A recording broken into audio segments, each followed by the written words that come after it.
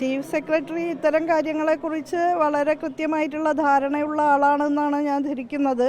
അപ്പോൾ വിവേചന ബുദ്ധിയോടെ കാര്യങ്ങളിൽ നിലപാട് സ്വീകരിക്കാൻ ശേഷിയുള്ള അവർ കൃത്യമായ ദിശയിൽ മുന്നോട്ട് പോകുമെന്നാണ് ഞാൻ കരുതുന്നത്.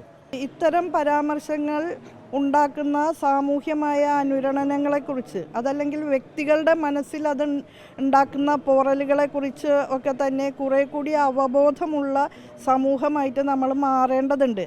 അവബോധത്തിൽ മാറ്റമുണ്ടാകണം, പൊതുബോധത്തിൽ മാറ്റമുണ്ടാകണം. ആറ്റിറ്റ്യൂഡിനൽ ചേഞ്ചാണ് അടിയന്തരമായിട്ട് ഉണ്ടാകേണ്ടത്.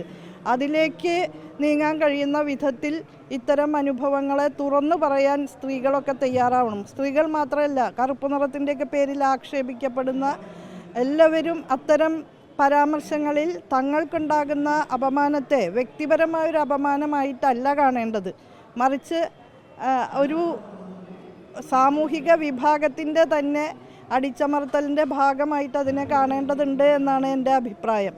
അതുകൊണ്ട് ധീരമായിട്ട് അതിനെ നേരിടുക തന്നെ വേണം.